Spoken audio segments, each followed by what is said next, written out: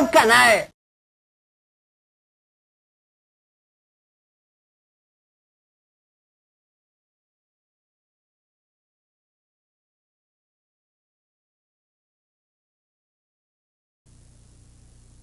Vale Rural, oferecimento Paulista, tradição de qualidade.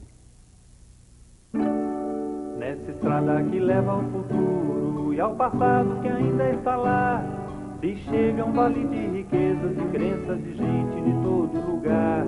É festa, alegria do povo, força e raça pra trabalhar, plantando e colhendo a história, criando o futuro do nosso lugar. Chão é forte, terra encantada, que as águas vêm abençoar a beleza de ser natural. Esse é o Vale Rural. Bom dia, está começando o Vale Rural. Hoje, com uma programação voltada aos interesses do homem do campo. Hoje você vai ter informações de como fazer a análise do solo, a agricultura natural em lavrinhas e mais dicas sobre adestramento do cavalo. Um papo com Dona Sinira sobre um grande cereceiro do Vale, uma romaria de cavaleiros que visitou Aparecida. E ainda as informações dos leilões e a agenda rural da semana. O Vale Rural começa agora.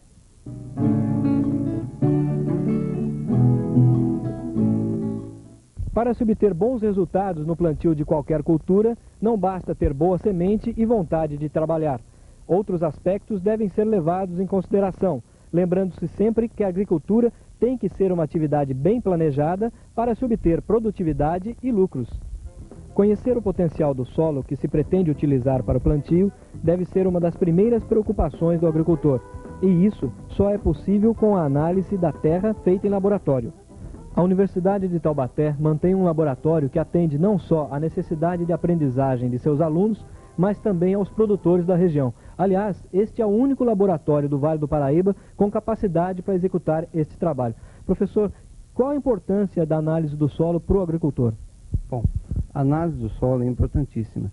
Ela serve para medir a fertilidade do solo para o agricultor. Colocar na sua terra, né, a calagem necessária e a adubação.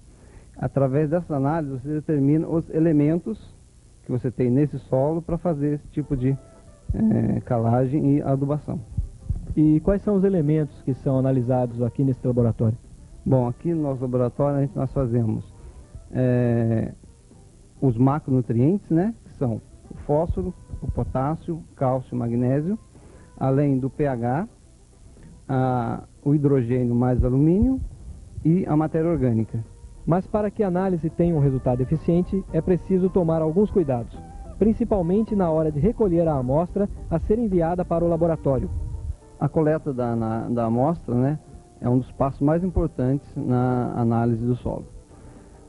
Em primeiro lugar, nós devemos ir até o campo, verificar a área, se a área é homogênea, né, se apresenta o mesmo tipo de vegetação, a mesma cor de solo, né. Você chega até o local, você limpa a área onde você vai coletar, pega o enxadão, você vai fazer uma cova em torno mais ou menos de uns 20 centímetros, um palmo, tira uma fatia desse solo, tá? Pega essa fatia, coloca dentro de um balde limpo, tá? Esfarela. Recomenda-se que dentro de até 10 hectares você tire de 20 subamostras. Isso que a gente acabou de fazer é uma subamostra. Então você tem que fazer caminhando zigue-zague no terreno, para depois você pegar todo esse material, todo esse solo que você colocou dentro do balde, homogeneizar novamente e dali retirar em torno de 500 gramas de solo, colocar num saquinho e enviar para o laboratório. Fazer um questionário sobre o histórico da área. No caso, você coloca a cultura anterior que foi plantada, a cultura que você quer ser implantada, se aquele local recebeu calagem, se não recebeu calagem, se recebeu adubação ou não. Esse tipo de procedimento deve ser enviado para o laboratório.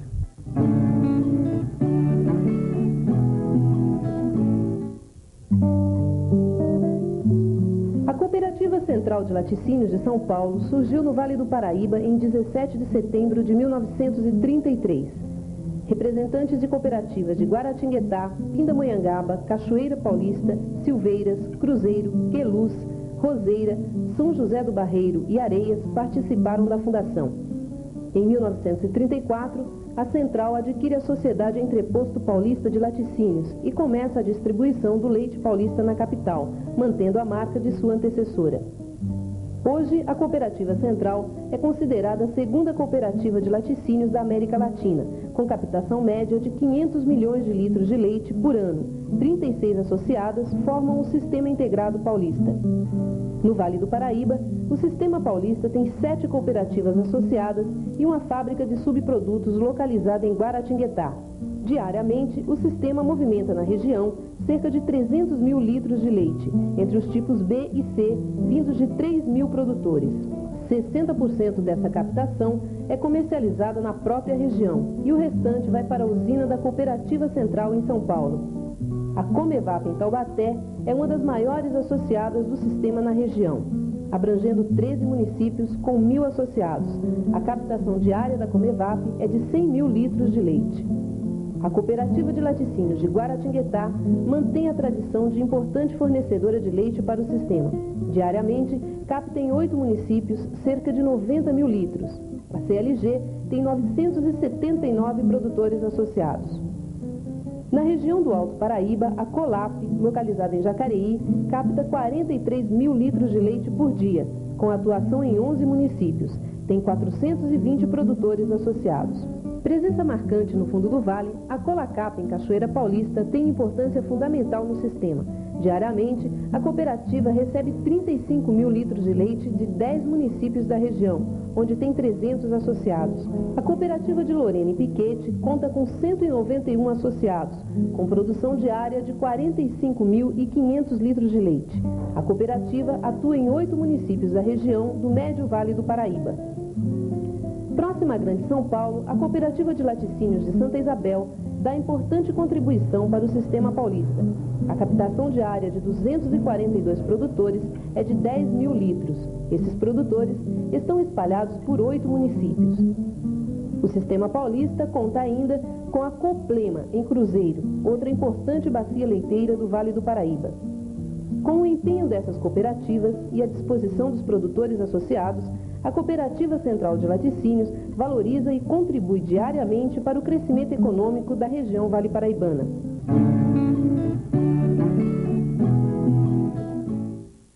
Bom dia, amigos. O mercado de gado leiteiro, na última semana, permaneceu estável. No último domingo, dia 23, aconteceu o terceiro leilão Monteiro Lobato, ofertando 140 cabeças entre gado de corte e fêmeas leiteiras. As médias alcançadas neste leilão foram as seguintes: vacas girolandas a média de R$ 710 por cabeça, girolandas registradas R$ 1.480, fêmeas Jersey PO R$ 1.070 por cabeça, bezerras girolandas R$ 266 por cabeça. Os bezerros de corte obtiveram a média de R$ 130 por cabeça.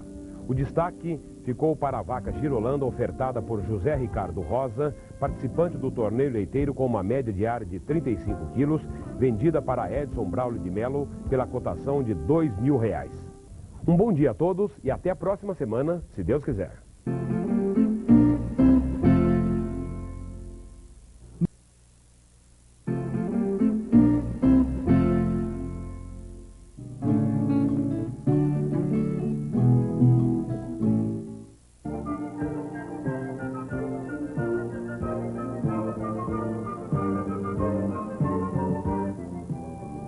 Em equitação, os meios de comando do cavalo chamam-se ajudas de mão, de perna e de peso. As ajudas de mão direcionam e ou interrompem o deslocamento. As de perna dão a encurvatura e ou a propulsão do cavalo. Podem também deslocar lateralmente os membros anteriores e ou posteriores. Já as ajudas de peso deslocam o equilíbrio no sentido desejado.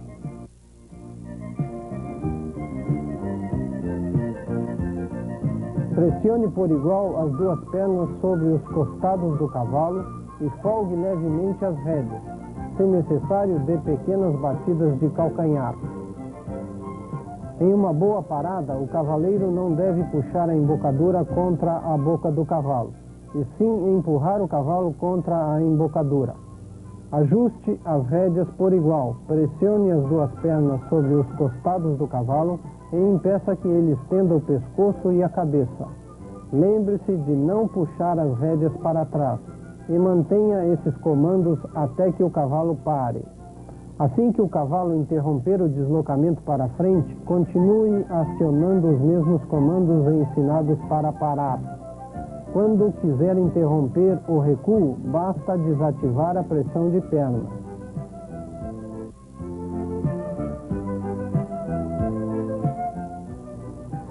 Supondo embocadura de bridão, depois que o cavalo estiver em movimento, acione para trás a rédea do mesmo lado que você quer virar. A outra rédea regula a encurvatura do pescoço, mantendo um leve contato com a boca do cavalo. A perna que fica do lado interno da curva deve pressionar o meio do costado, buscando um arqueamento do corpo do cavalo.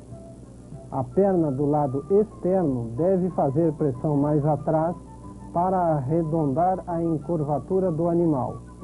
Complete as ajudas colocando mais peso no estribo e assento do lado interno da curva.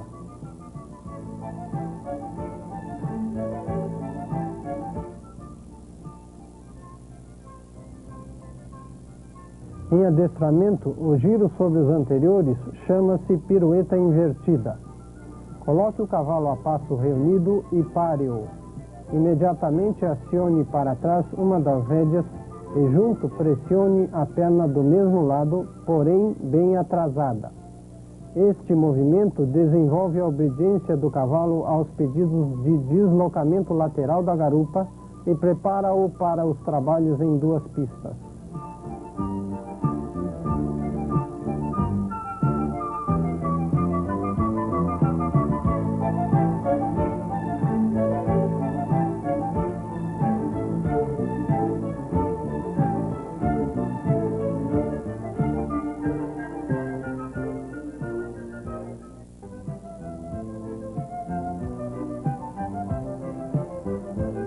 Na linguagem técnica, o giro sobre os posteriores chama-se pirueta direta. Pare o animal, deixando-o bem reunido. Acione para trás uma das rédeas, cruzando-a pela frente da cermelha e conjuntamente atrase a perna do mesmo lado, a fim de escorar os posteriores do cavalo. Este movimento leva o animal a apoiar-se mais nos posteriores, favorecendo assim o engajamento.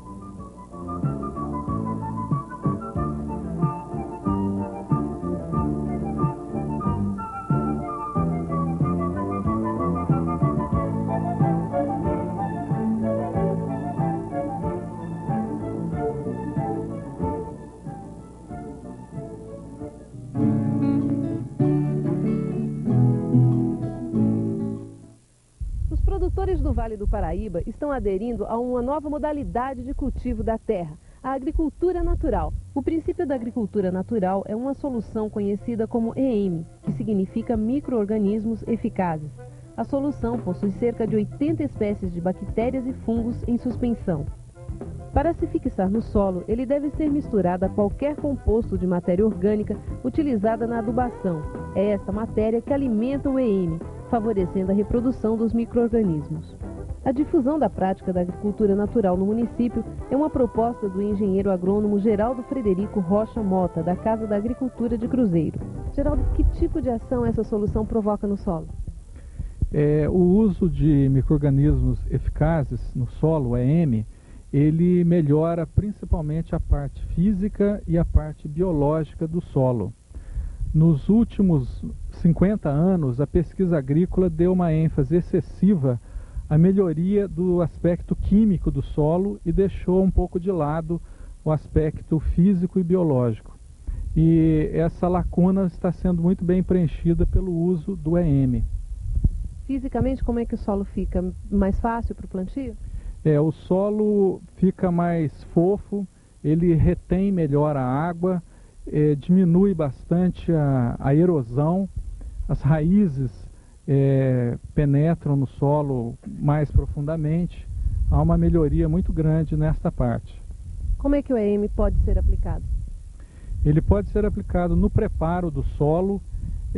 Inicialmente se faz uma pulverização a 1%, isto é, 1 litro de EM em 100 litros de água, e se pulveriza como uma pulverização normal. Depois se faz a primeira aração ou uso da enxada rotativa, e se faz uma segunda aplicação também na mesma dosagem. E com isso a gente considera que essa parte inicial do preparo do solo está boa. O EM também combate os fungos e bactérias do solo, causadores de doenças em plantas. Produtores como Shizuo Takenoshi, de Lavrinhas, já estão conseguindo bons resultados com a nova prática. A família Takenoshi conheceu a agricultura natural através de uma visita a um produtor de Suzano em junho do ano passado. Numa área de mais ou menos 5 hectares, eles produzem alface, pepino, berinjela e outras culturas, que são comercializadas em Cruzeiro, São José dos Campos e São Paulo. Seu Shizuo, que tipo de resultado a aplicação do EM traz aqui para a propriedade? Produção aumenta, qualidade é boa, menos de adubo. Mas plantação, hora de plantação, resultado boa. Qualquer coisa tá mais qualidade boa, tomate mais firme, pepino mais cor mais bonito. O pepino lá eu colhi uma vez 1.300 caixas. Tomate ano passado, planteira acho que lá não é muito, mas 250 caixas por ano.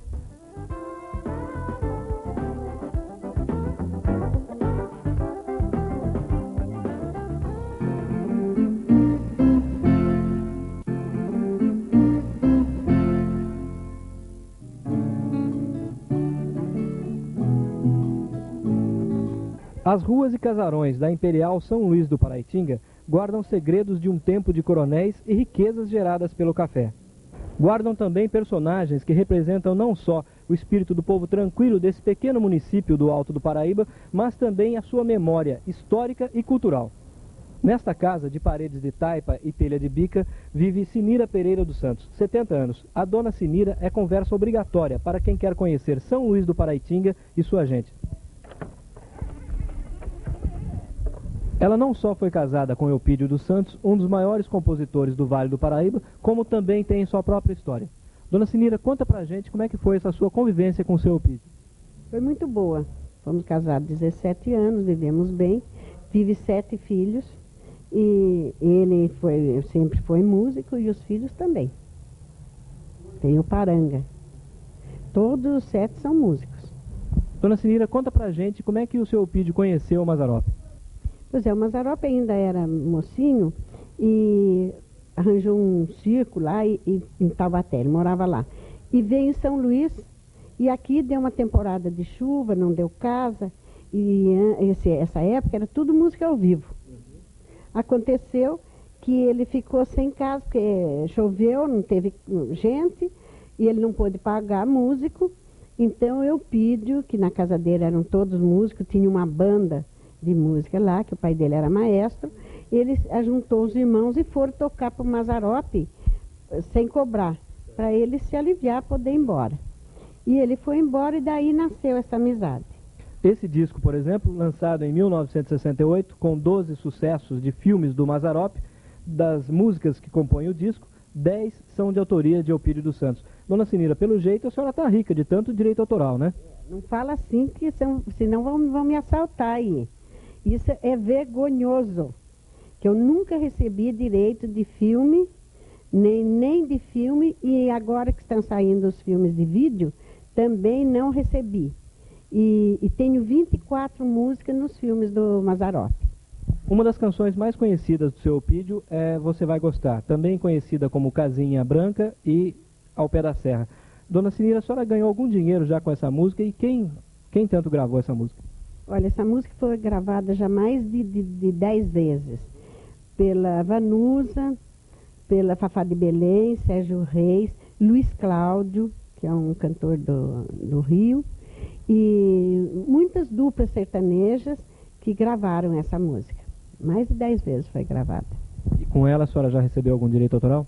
Esse que eu tenho comprado, o Pai de Meia. Eupídio dos Santos nasceu aqui mesmo, em São Luís do Paraitinga. Desde criança, mostrou sua vocação musical. Ainda menino, tocava na orquestra de seu pai, no tempo do cinema mudo. Em mais de 50 anos de carreira, fez cerca de 1000 músicas, das quais 24 fizeram parte das trilhas sonoras do filme de Mazzaropi. Mas a grande obra surgida do encontro de Dona Sinira e seu Eupídio foram os filhos, que formam hoje o Grupo Paranga, que através de seu trabalho procuram eternizar as músicas do compositor luizense. Fiz uma casinha branca bem no pé da serra pra nós dois morar. Fica perto da barranca do Rio Paraná. O lugar é uma beleza, eu tenho certeza você.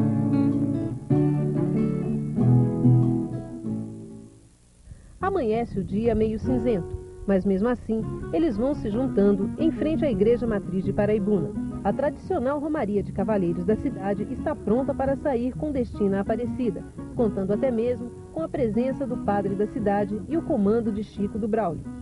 Cavalos, éguas e até mesmo mulas pegam a estrada. Os cavaleiros vão enfrentar 2 dias de viagem e percorrer cerca de 100 quilômetros no lombo do animal. Ao meio-dia, uma parada providencial para um lanche e um descanso no corpo. A emoção é muito boa, né? Os amigos, todo mundo amigo, conversando, fazendo amizade, é bom demais, né? Foi eu, Chico do Braulio, que começamos isso aí, faz uns 22 anos, 23 anos. A viagem segue a tarde toda, passando por belas paisagens da zona rural de Paraibuna, Redenção da Serra e Taubaté.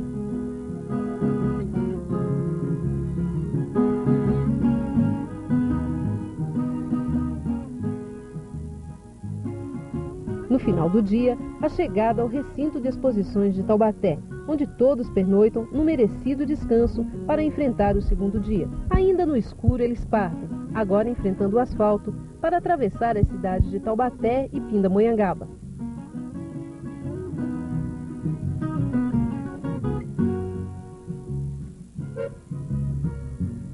No Clube da Vilares, em Pinda, a última parada para um lanche e em seguida o início da última etapa da viagem. Na entrada da cidade, por mais que os cavaleiros se esforcem, alguns não aguentam e param.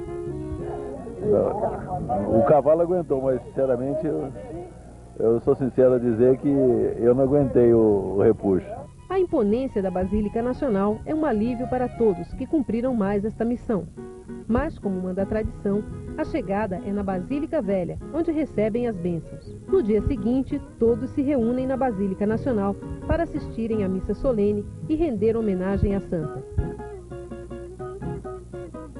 A volta para Paraibuna é feita em caminhões, com os cavaleiros fazendo somente a chegada na cidade, onde são recepcionados pelos parentes e o povo em geral, fechando a romaria com sucesso e um agradecimento ao padroeiro da cidade, Santo Antônio. Tenham todos uma boa semana e até o próximo sábado, se Deus quiser. Nessa estrada que leva ao futuro e ao passado que ainda está lá, se chega um vale de riquezas e crenças de gente de todo lugar. É festa, alegria do povo, força e raça pra trabalhar, plantando e colhendo a história, criando o futuro do nosso lugar. Chão é forte, terra encantada, que as águas vêm abençoar a beleza de ser natural. Esse é o Vale Rural.